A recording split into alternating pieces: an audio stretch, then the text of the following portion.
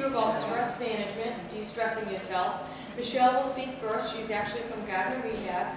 I work for Summit Eldercare under Fallon Health, and when I do speak after her, I'll tell you a little bit about Summit Eldercare. We work very closely with Gardner Rehab as they're one of our contracted nursing homes under the Fallon Health Summit Eldercare. And again, I will talk to you about how to de-stress yourself and what are some of the things that you're stressed out about and how to deal with some of those things. Whereas Michelle is really looking at how it affects your body, and she'll give you some tips on that. So we'll start off, Michelle. Y'all don't look stressed. I recognize some of you from my previous program, so thank you for having me back again. It's actually National Stress Awareness Month. And as Sharon said, I'm going to talk a little bit today about how it affects your body and some of the health implications of dealing with stress in your life.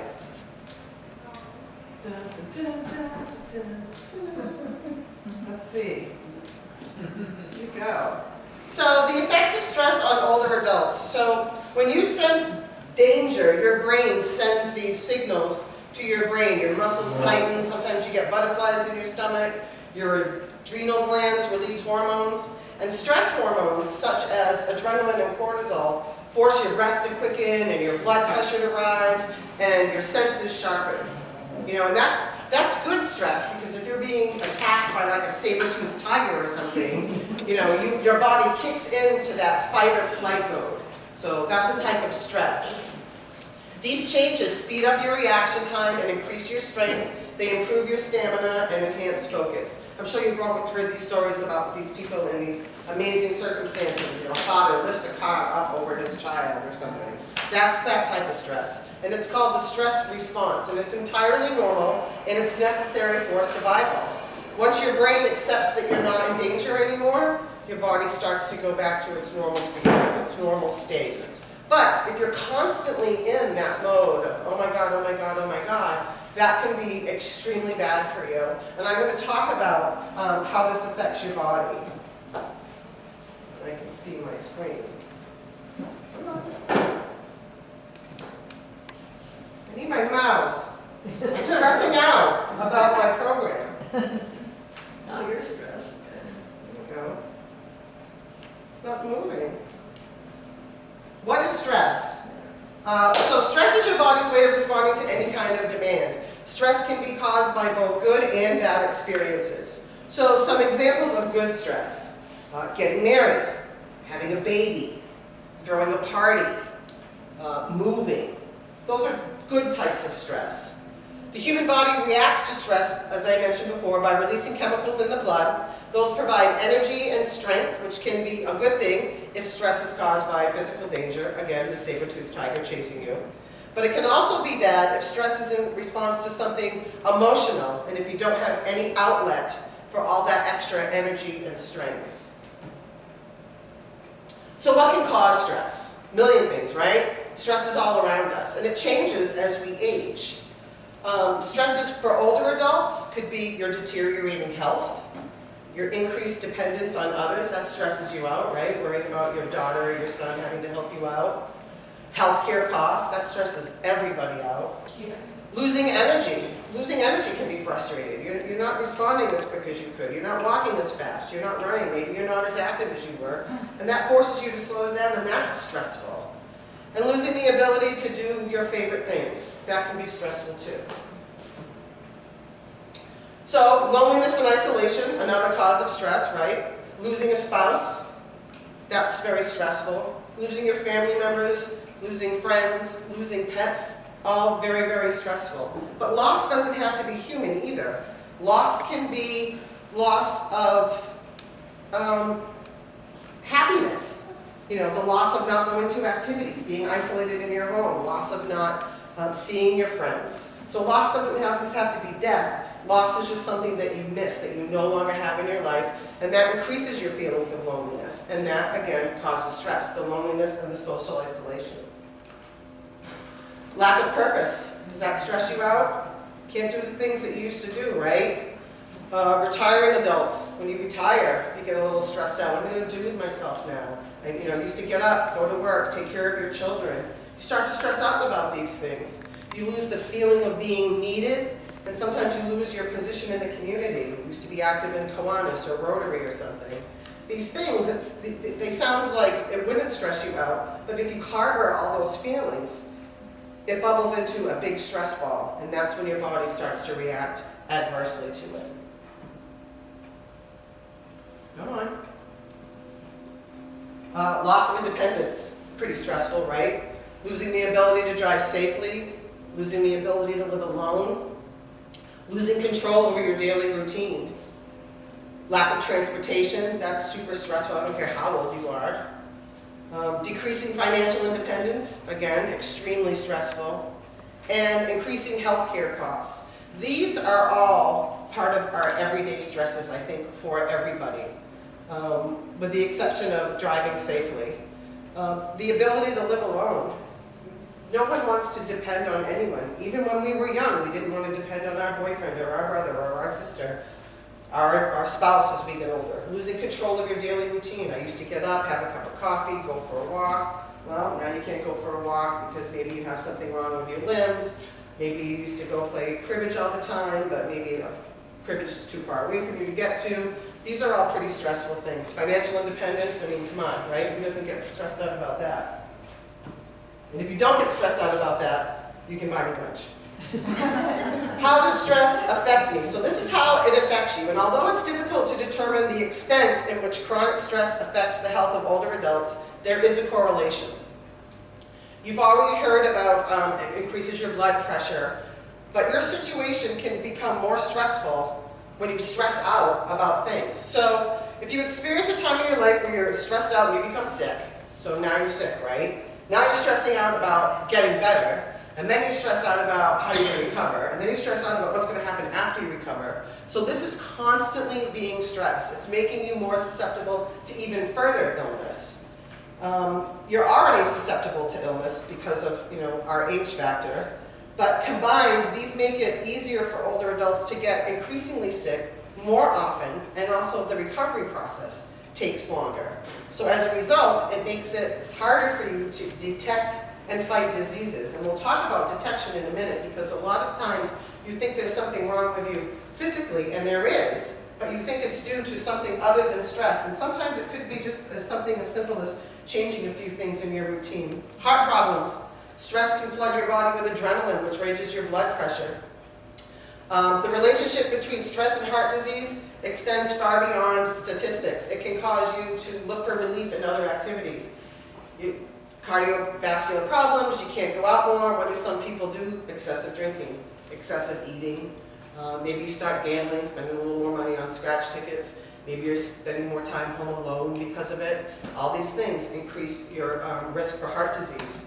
Vision and hearing loss, believe it or not. Long-term adrenaline production can constrict blood vessels, leading to a temporary decrease in hearing and vision. When you're stressed out, your heart's pumping, it starts to affect your hearing and your vision. Digestive issues. You know, that feeling in your stomach, oh my God, I think I'm going to be sick when you're stressed out. The butterflies. This sick feeling occurs when the stress activates that fight or flight that I was talking about before. The central nervous system, it can shut down body flow, causing contractions of your digestive muscles and a decrease in the secretions necessary for digestion. So everything kind of stops. And then you have problems such as irritable bowel syndrome, ulcers, constipation, diarrhea, all affect your digestive system, all from being stressed out. Dental issues, right? How can dental issues be an adverse effect of stress? Grinding your teeth, right? Grinding your teeth, clenching your jaw when you get mad. I do that all the time, actually, but I have a boyfriend, so that's probably So short-term stress, the short-term effects of mental health effects on your brain when you're stressed out. These are short-term, but it's still worth mentioning. Poor judgment and decision-making. When you're stressed out, I can't think right now, I can't think right now. Making you see difficult situations as threatening, even though they're really not. You get all pumped up and worried about things that aren't really as bad as they seem. Reducing your enjoyment in life, poor concentration, like I said, can't think right now. Increased anxiety, frustration, anger, you get really cranky, you get annoyed and irritable really easily. And feeling isolated and unwilling to discuss problems or concerns with others. You just get so overwhelmed. I can't talk about it right now. I just can't talk about it right now. Sound familiar? You're all stressed out? Long-term effects. So long-term stress can have a greater effect on your body and your mind. These are things that last a long time. On your body, it could be change in appetite, either eating less or more when you're stressed out. Changing in your sleeping habits. Can't shut your mind off when you go to bed. Sometimes you're either sleeping too much or too little. Developing nervous behaviors. Twitching, fiddling, talking too much, nail biting, teeth grinding, pacing. Decreased immunity and causing other illnesses such as asthma, headaches, stomach problems, skin problems, and other aches and pains. Poor sex life, right? Continually tired and worn out, probably as a result of your poor sex life. But all these things are long-term effects of being stressed out all the time. And you're stressed out, again, over things like your health, your loss of independence. Things cost too much. You can't drive the way you want to. You're not living the way you want to. And Sharon's going to talk to you about ways that we can kind of let all that go. I'm just trying to give you an example of how all this stress can affect you. So that was the long-term stress effects on the body, long-term effects on the mind.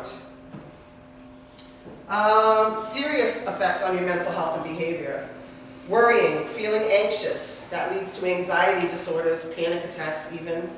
Feeling out of control, overwhelmed, confused, unable to make decisions. Mood changes, depression, frustration, anger, helplessness.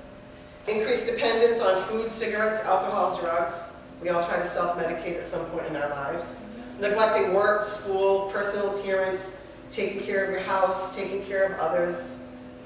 And developing irrational fears like physical illness, natural disasters, even ordinary situations like height or small spaces. And this, I know Sharon's going to touch base on this, a lot of the things that stress you out can be put in two buckets. One bucket are things like your finances, your health, loss of independence, living alone.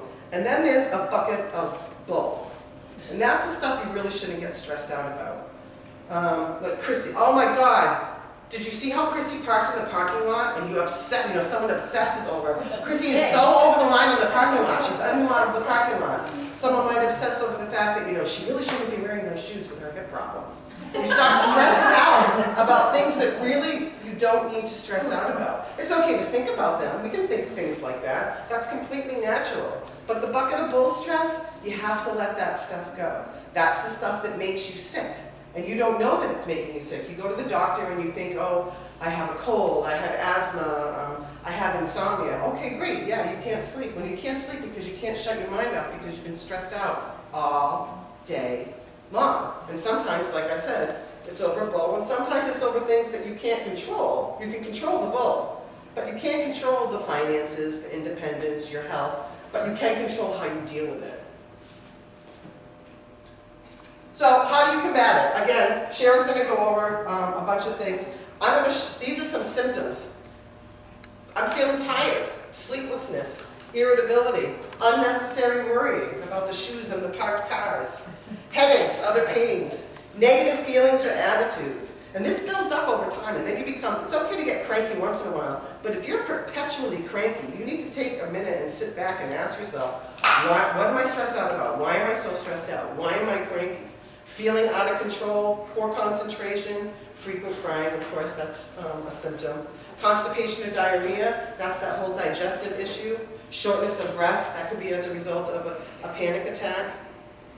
These are all the signs and symptoms. A lot of people brush it off as being related to something that's not physiological, when in fact it really could be just a matter of dealing with the stress in your life.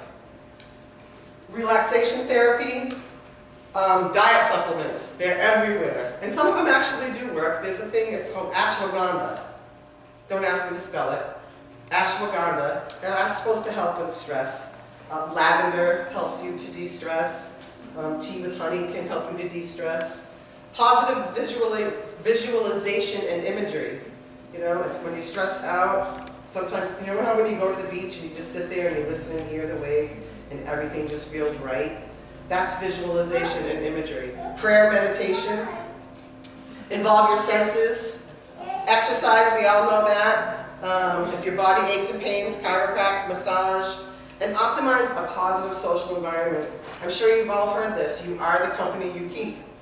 You hang around with cranky people, what's going to happen, right? Giggle, giggle. It's true though, right? You are the company you keep, man. You hang around with those cranky people, you watch, things are going to start happening.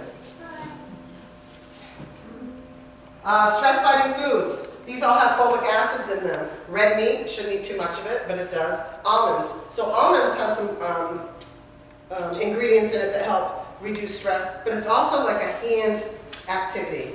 You're putting it in the bag, you're chewing it, you're taking your mind off of what's going on around you. Tuna fish, coconut milk, blueberries, asparagus, all stress-fighting foods. I know, right? Who knew? So the folic acid in asparagus, beef, zinc, iron, vitamin B, cottage cheese and fruit, high in protein and calcium actually can help reduce stress. Now I'm not saying if you're stressed out and you go and you get, remember back in the day Weight Watchers used to have a can of peaches and cottage cheese and that was like your diet. Do you remember that, right? Even buffets had it all the time. I'm certainly not suggesting that if you're stressed out you can open up a can of fruit and cottage cheese and everything will go away. But incorporating these into your diet a little bit more, your body will start to build up some of this and help you deal with it a little bit more. Tuna is actually really high stress fighting. It's also a low-fat protein source. It's got lots of B6 and B12. Supplements, you can take supplements. There's the ashwagandha, I can spell it. Ask your pharmacist. You can always ask your doctor. And unfortunately, I don't know who your doctor is, but a lot of my friends and a lot of my doctors, they get out the prescription pad for everything that ails you. Everything that ails you. So not only are you if you want, I can give you a copy of this too, for those of you that are writing this down. I have a copy of this handout if you'd like it too. Yeah. They're immediately, Wellbutrin, Xanax, Zoloft, they're so quick to prescribe some of this stuff. But when in reality, if you practice some of the tips and techniques that Sharon gives you and incorporate some of this stuff into your diet, and of course, again, I'm not suggesting that you don't go to your doctor, but ask your doctor. If they go to prescribe Wellbutrin, gee, is there anything else I can take before we resort to that? Melatonin can help you sleep. St. John's wort, kava kava. Not recommended, more serious side effects. Melatonin, some people take that to help you sleep, but if you're sleeping as a result of depression or being stressed out, now you're really not solving a problem. You're just continuing to make it worse. You'll sleep all day. St. John's wort, not really good for you. It interacts with everything you can possibly imagine. Your insulin, your high blood pressure medication, your asthma medication. Strongly suggest that you don't do that. And kava kava, I don't even know what it is, so don't take it. Ginger, turmeric, all that stuff. And last but not least, proper deep breathing. Again, nothing that I'm not a doctor, I'm not diagnosing you, and nothing that I've presented today is a cure-all for what ails you. All I'm trying to do is express to you that sometimes when you're not feeling well, it's not necessarily physical, it could be up here. And there are simple ways to do it. Proper deep breathing can help you. You can do it anywhere. You should either be standing or sitting. Do I have time to do this real quick? Can I do this real quick? All right. So I want you to get comfortable seated. In a seated position, get comfortable. Okay, I want you, your back should be straight. Imagine you're pulling the crown that's on your head straight up. And rest your hands on your lap. You can rest them down, you can rest them up. I'm going to be doing a relaxing technique while they're mowing the lawn. So let's see how this works. I want you to close your eyes. Don't peek, it's safe. Close your eyes. You're going to breathe in through your nose and out through your mouth. I want your shoulders to move. So breathe in, inhale, exhale. Your exhale should be longer than your inhale. So inhale, exhale. Inhale, exhale. Continue to inhale and exhale, and I want you to focus on the actual breath. Feel the breath leave your lips. Feel your shoulders move. If you have to, put your hands on your belly. You can feel your belly move up and down. Inhaling, exhaling. Now I want you to just focus on the present. Focus on your entire body. Feel everything, your head, your shoulders, breathing in and out. Now I want you to smile a little as you're breathing. Turn your lips upward a little bit. Purse your lips and breathe out. Now take a large inhale. Big deep breath. Purse your lips and breathe out. Make that noise. And again. And breathe out. Keep the smile on your face. Lips up. Lips pursed. Breathe out.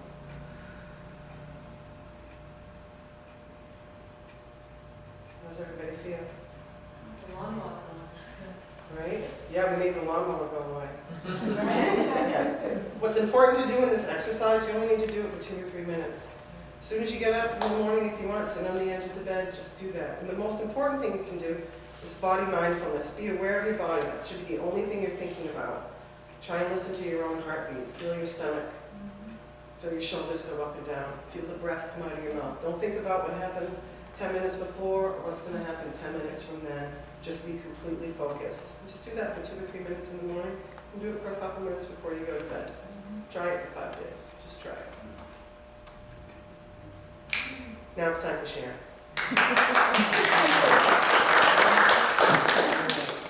Excellent. You guys are all nice and relaxed. So again, I'm Sharon Nolly, and I'm just going to speak to you a little bit about the Summit Eldercare program. How many people know of Summit Eldercare? Okay. So we're owned by Fallon Health. It is one of their insurances. And Summit is a program of all-inclusive care for the elderly. So it's for people that are 55 years or older and want to be out of a nursing home at that time in their life. So it is adult day health. It's transportation to doctor's appointments. It's also physical, occupational, and speech therapy right there at the site in Leominster. And we have primary care physicians, we have social workers, and we also have a dietitian. So it's almost like a nursing home, but it closes at 5 o'clock and people live in their own homes. So they get the services, also home care, help with homemaking in their home. It can be at no cost if someone's income is under $25.27 a month, $2,527 a month, and they show less than $2,000 in assets, and they can have a house and car. So basically, I left you my telephone number and name, and if you know of anyone that might need those types of services, or if you have any questions after, we can talk about it. But it's adult day health, home care, insurance, physical, occupational, and speech therapy, and also, like I said, we have a dietitian and social workers, and we work with 3 different housings in the area. We work with Leominster Housing, and we work with 2 housings in Fitchburg, where we provide 24/7 care on certain floors in those housings. We also work with assisted livings, and we help pay for part of the stay at the assisted living. We're paying for the care of the person in the assisted living.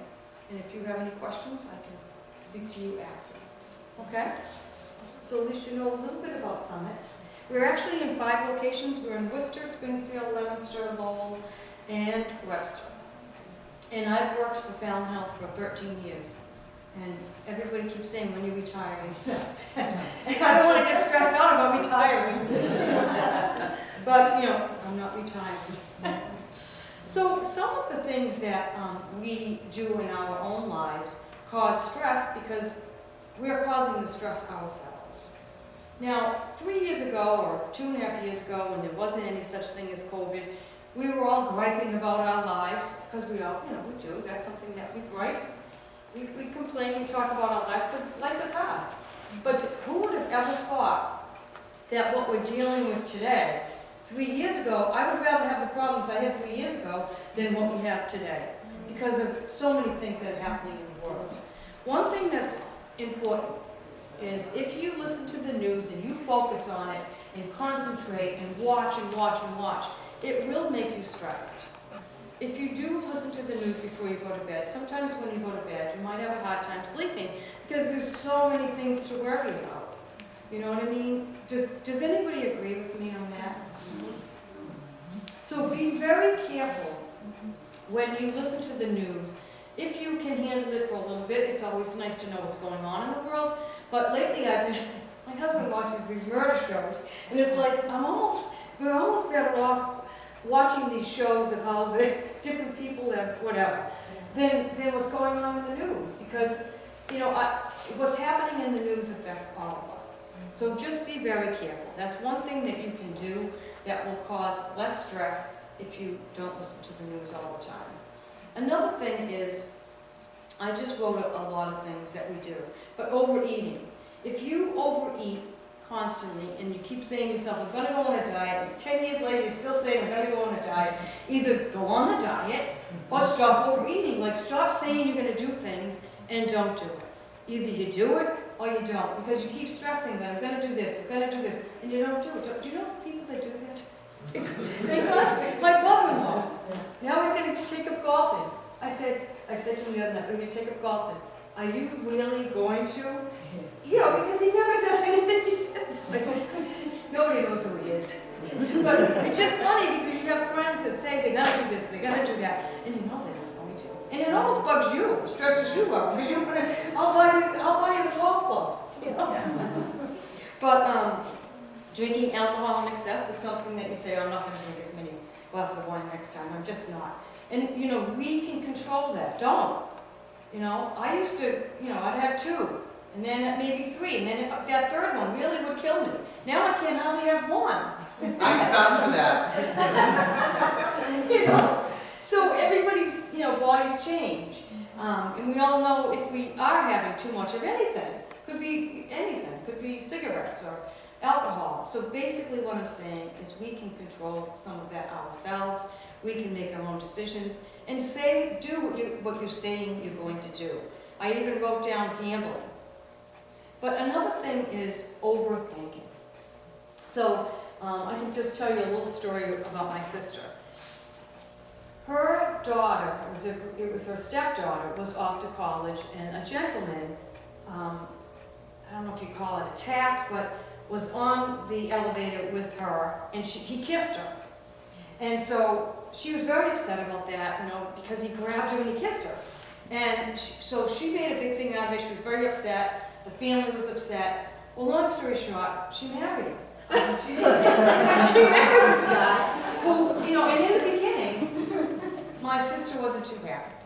You know, this person is this and that. She should have married the guy down the street, and he's so cute. And, you know, but truthfully, this gentleman who she married, I mean, I could cry thinking about it. He is the best father. He is the best husband. He's a great man. They are so cohesive together. And I'm telling you this story because sometimes in our lives, we get upset with grandchildren or sisters, or because they're making the wrong choices. But it's up to them to make the choices. And in this situation, it was a good choice. Do you ever get upset with your grandchildren because you feel like they're making the wrong choices? Does anybody? We're on TV, so we can't. No? Well, that's good. You get a situation. I really believe that everybody has to make their own choices Yes. in life. Yes. If they ask for advice, we give it, but we never offer it. Right. And that's the way to do it. Yeah. But sometimes, really, truthfully, people are making poor choices, and you know they are, and you want to tell them, and maybe you do tell them, but then it backfires on you. Does that ever? Did you ever do that? They blame you for their choices. Yes. Yes. Yes. So, number 1, be careful when you give out advice. Number 2, it is their life. I don't know about you, but I've made some poor choices in my life. And you know, young, stupid, whatever, I just have. And I can look back and I know those choices, but truthfully, at the time it was the right choice for me, for your grandchildren, for your daughters, for your sons, whoever. At the time it was the right choice for me. Even looking back, I feel like it was the wrong choice, but at the time it was the right choice. And because of that choice, I am who I am today because of all the things that I've learned along the way. Some of the hardships that we go through and we're stressed out about, if you look at them years later, you realize I am better off today because of something that happened to me that was negative, that maybe you turned into a positive. However you dealt with it, You're better off today because you learned so much from whatever that tragic situation is. Now, if you feel like in your life somebody has done you wrong, and you know this person has done you wrong, the person maybe doesn't feel that way. The person is living their life, they don't even care. They're going on, ex-husband or whoever, daughter that doesn't talk to you, whoever it is. But if you have a situation where you kind of feel like you just can't forgive that person, does anybody feel like that at all? Like you just have a hard time forgiving?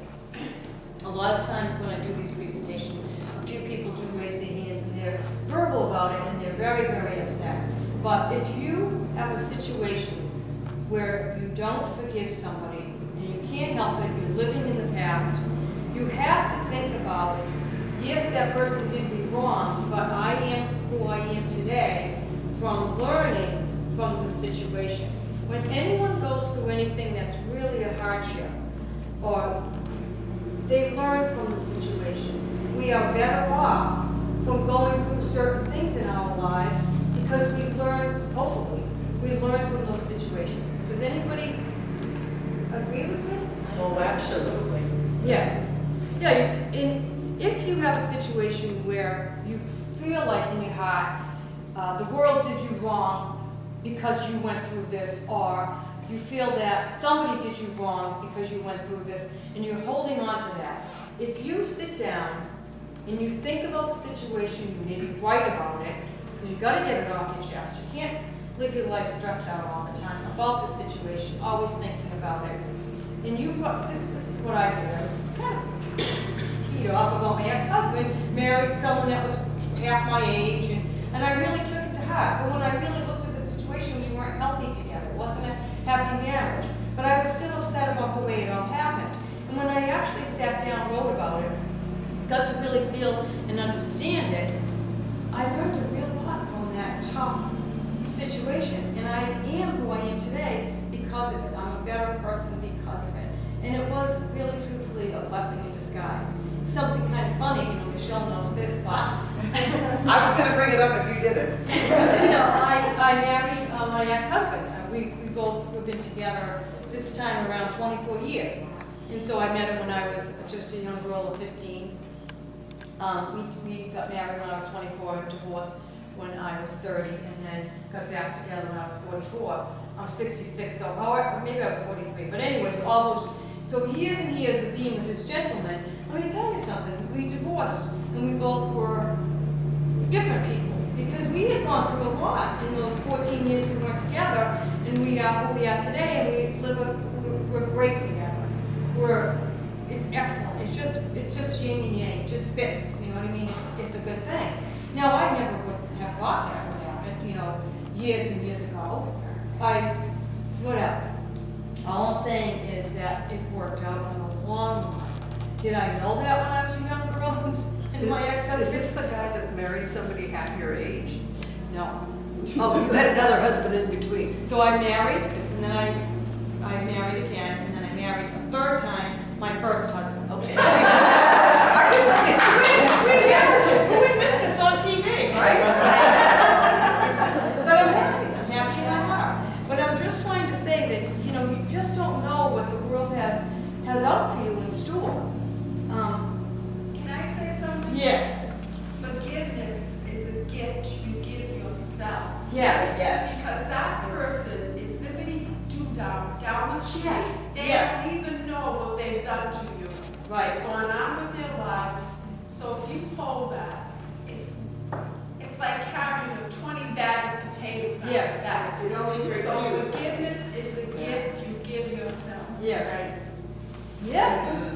Because that person's going on having a great life, doesn't even know you're upset, And remember that. But if you can't let go of it, figure out what you've learned from that situation, and it will make you feel much better. You can go on with your life and you can realize. Now, another thing that's really important is if you constantly think about the past, even a lot of people are having dinner, you can see them having dinner, and they're on their phones, they're not even in the moment with each other. And sometimes, truthfully, that does happen in my life too. I mean, I'm doing it, or my husband's doing it, or the kids are doing it, But all I'm saying is, if you're constantly thinking about the past or only about the future, you're in the now, you're listening to me, but maybe you're really thinking about something else. But you need to realize that you need to be in the moment. You need to worry about or think about what's going on in your life now. Because what we do a lot is we're thinking about what happened yesterday and how she said that to me and that really aggravates me, and then we keep talking about it with our friends and whatnot. Let it go. You know, the more you dwell on the negative, the more you dwell on how sick you feel, or how you're not happy about this, or how you're not happy about that, the more you will get this in your life. You know, sometimes you know people who are sickly. You know, they're always sick. Because in their mind they're always sick, and they're always holding on to being sick. And that's just maybe as a child they got attention or whatever their reasons are. You have to be careful that you don't become like that person too. If you don't feel good with different things, go to the doctors or whatever, like Michelle talked about, but some of it we're bringing upon ourselves. I had a tough winter, very, very sick. You know, went to the doctors, had terrible chest pains, couldn't get rid of it, trying to work. I didn't want to get into it with my friends or my family. Even my husband kind of didn't really know what was going on. Losing weight, like I don't need to lose weight. Losing weight, couldn't eat, it was just a really bad time. So I had to go within myself and think, what is wrong here? Why is this happening to me? And I had gotten the shot, I didn't want to get it. And I was like, after that happened, I started to have chest pains, really bad. And I still have them now. I've been to the doctors, you know, there's no, they can't figure out why. So I go on with my life. But at the time, I was concentrating on the chest pains. That's all I could feel. I would work and I'd have a heating pad on because all I could think about was the chest pains. Well, I had to make some changes. I had to just, you know, stop already, get out of bed, you know, go on with my life. And first I had to relax and heal. And then after that, you know, I actually called in sick, because I don't do that. Called in sick, took some time off and tried to heal. But I also had to really change my mindset. You know, what's going on? Why? And I had to figure out in my own heart, why are you, in a sense, doing this to yourself? What is wrong? So I got into a lot more meditating at the time. Now I continue to meditate. I feel so much better. I still do have some of the chest pains, but going on with my life, I don't know what it is. But I got into the, I forgot the name of it. It's called the something method. Silva, S-I-L-V-A method. And it's a way of healing yourself. It's very interesting. I bought some books on it. But basically, it's mind over matter. Like Michelle had just talked about. Sometimes in our minds, we make things happen to us physically. Now, I've been to the hospital a couple of times having anxiety with the chest pains. So is it anxiety? Is it myself doing it to myself? But you, as you know, in your own lives, can think about my little story and what you could possibly be doing to yourselves. But the more we focus on the negative and being sick, the more we'll bring more of that in our lives. It's just the way it is. If you wake up in the morning and you feel gratitude, gratitude is the most important thing. If we're grateful for the things that we have, then you speak it out. Say, I'm grateful for my husband that married me again. You know, I'm grateful for feeling so much better. I'm grateful for the job where I can speak to people. I can work with Michelle. I can be at the senior center and talk about some of my experiences. But basically be grateful and happy about what you have. And the more you speak about to yourself in the mirror or whatever, the more you speak about how grateful you are, the more abundance of what you want in your life will come to you. I was with my friend and my sister yesterday. My friend was upset because she goes on vacation with her grandchildren all the time. And she decided, I'm not going to go on this trip. Then she was mad that she didn't go, because they ended up going to Hawaii and California. Mad she didn't go, crying, really upset. Now, here's my sister who really doesn't get the opportunity to see her grandchildren for different reasons. And she said to her, okay, be grateful that you've gone on so many vacations and that they did ask you to go. you don't want to be in my situation. So it makes people realize, somebody's griping about something that the other person would be so grateful to have, and it was a very small thing and she's so upset about it. But we have to kind of think back and think really like how grateful we are about different things in our lives, even though we're always going to be griping about something, but someone else could say, wow, she doesn't even have problems, so she's griping about that, focusing on that. You know what I mean? Because some people have big problems, some people have small problems. But focus on what you want in your life. Don't keep focusing on what happened in the past, or your grandchildren, or your daughter that are making the wrong decisions, because just like I've said, I've made some wrong decisions in my life. We all have, and we learn from these decisions. Focus on yourself. It's our turn now. It's up to us. And another thing that you need to even think about is, what do you want tomorrow? What do you want 3 years from now? That's something that the Silver Method talks about. Think about what you want 3 years from now. It's not just about today. Because, I'm not dead yet. I'm 66 years old, and stop asking me if I'm retiring. In 3 years, I don't know. I got to think about what I want. Because the more we think about what we want, in 2 months, 3 months, and 3 years from now, the more we'll get that. So focus on what you really want. Do you want a vacation this summer? Do you want to go someplace? Focus on what you really want and make it happen. We can still make things happen. You're laughing at me.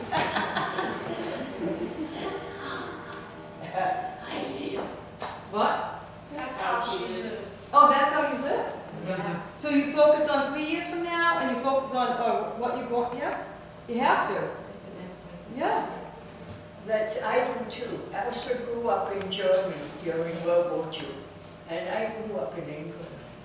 And when you survive a war, and when you survive Hitler, you can survive anything that happens to you. Yes. And it gives you a delight in life when you are born with gratitude that your house is still standing when Yes. you come out of the bomb shelters. Yes. And I'm writing a book about my life. Oh. And you're reiterating a lot of what I'm writing. Yeah. I just get really emotional sometimes. And I cry easily. I'm sorry, Michelle. Chrissy, that's okay. We give you a hug, Chrissy. Yes, yes, Oh, yes. and Elsa and I are just identical. She's German and I'm English, and we both survived a common enemy. And I look at the people in the Ukraine, Yes. and they inspire me to be more grateful for what everything they Right. have. I cannot imagine the sirens, and I grew up with the sirens. I lived on the East Coast in England, and the German bombers would come over my head a lot, well, over the house or in our village when they were on their way to London a lot. And it just gives you a better life because you appreciate everything, every single thing. It really does. And the way you grow up, I grew up with an abundance of fruit and vegetables, and we had cod liver oil and mold and rosehip syrup.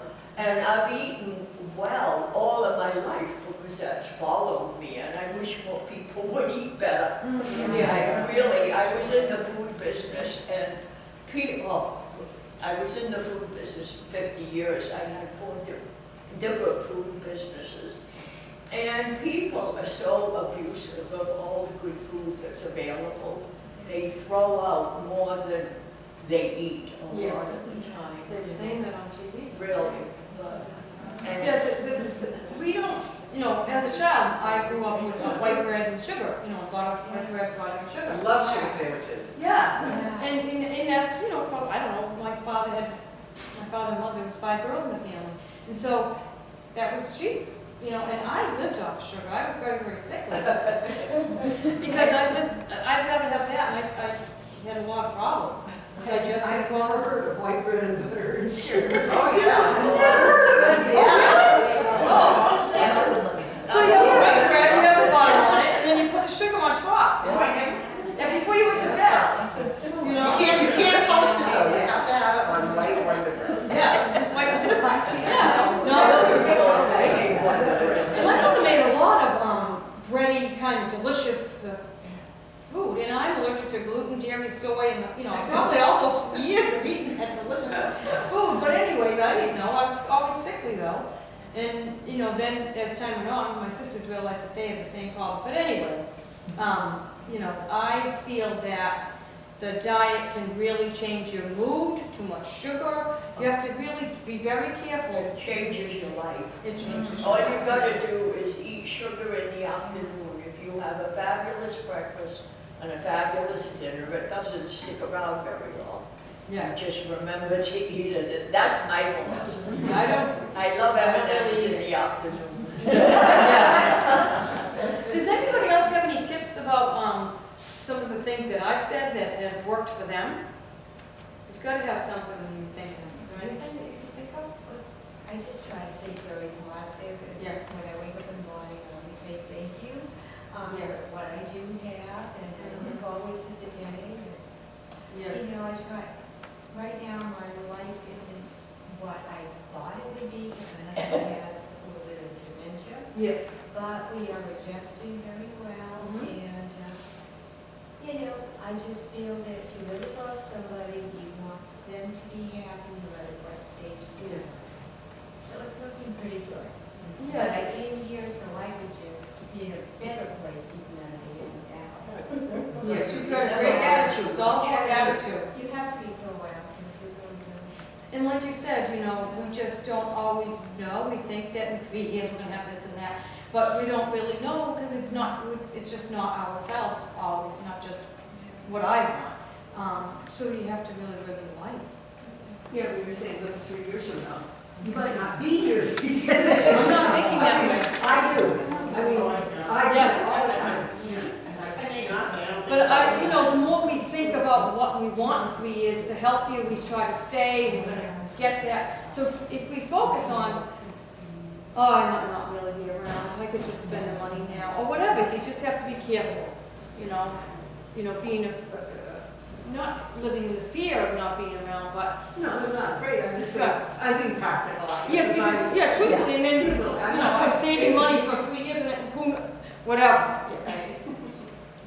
I'm gonna ask you, Oh, you were saying about letting things go. And yes, this is probably a few years ago, not like 30 years ago, but I left my husband, and for a couple of years I absolutely hated him. yes, And then I started thinking, he doesn't even know I hate him. So it's me. So Yes. I just had to let it go. And I've never hated anyone before or since, but it's just, I had to let it go. It was just, I mean, he had no clue. the hatred will eat away at you, and you can get sick. And You it's get like, sick. once I let it go, I'm thinking, why do I hate him? And he doesn't even know. Right, yes, So I just let it go, and I felt so much better mentally and physically. It doesn't eat away at you. right. But it's hard, you have to, You have to sink down deep. yeah.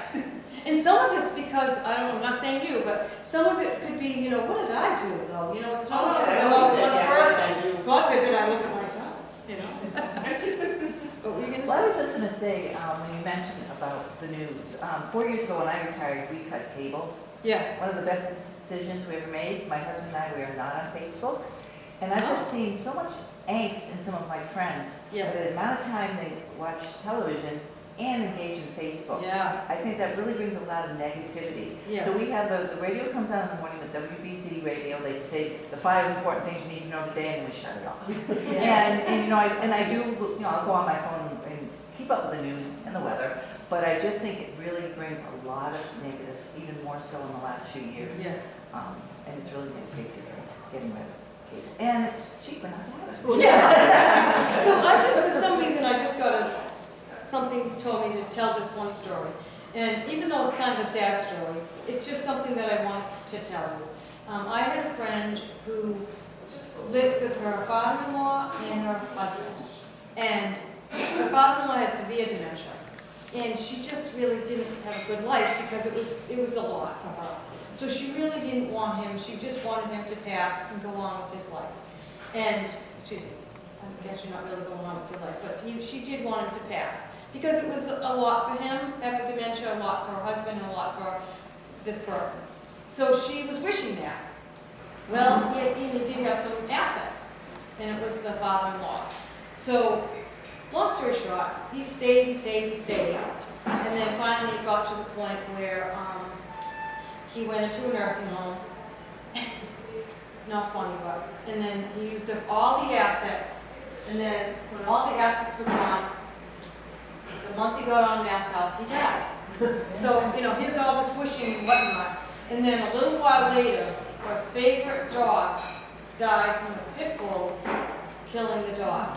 And she felt in her heart from all the things, the negative feelings that she had towards this person and wanting this person to decease, it was too much for the family, the whole thing, that she kind of brought it upon herself with the negative thinking about one person, and it ended up, you gotta be careful, because it backfired, and it backfired on her. So anything, this can happen to us in a different way. Be careful of the negative thoughts that you have about other people, because these people are doing you wrong, they could still be doing you wrong. And I've done it. I've definitely had negative thoughts about certain people in my life and focused on them, really focused on them. And finally I'm like, I gotta stop. You know, I was going out to eat with friends and focusing about this one person, and you know, it's like, wait a minute here, they don't care about this one person and me focusing on it. So be careful that you let go of some of the hatred you have towards people because they are doing you wrong, you know it, but don't focus on it because it comes back and it haunts you. All right? I'm just telling you because, you know, I've done it myself. And it's easy to do. So be careful with that. And just, we all have to be grateful. Just like you said, you know, you've gone through a lot more than we have, or I think you have, I don't know everybody in the room, but because of that, we're grateful. Oh yeah, I have one story. Yes. So, I love everything that Sharon said. I want to close this with a story of my own. It's not my story, it's actually a fable. And this relates to the imaginary stress that we have. Well, we all touched base on it a little bit. We create the own stress in our lives. And there are two monks, they're walking along the river. Yes me and no me. And they're walking along the river, they're enjoying nature, they're thinking, they're being mindful, and they come across a woman sitting on the edge of the river. And she's crying. And Yes me says to the woman, why are you crying? And she said, I was going to cross the river to see my toddler, but the river rose. I can't get across the river now, and I'm worried that my toddler will be crying for me all night long. So Yes me picks up the woman and carries her across the river, and No me follows. Yes me puts the woman down, and then Yes me and No me continue with their walk. And Yes me is walking again, being mindful, enjoying the present, looking at the nature that surrounds him. And No me is fidgety. He's obviously very, very, very irritated. He's very upset. So Yes me looks at No me and says, my brother, what is it? What is bothering you? And he said, our master said, you should never look at a woman and you talk to her. Yes me said, that is true.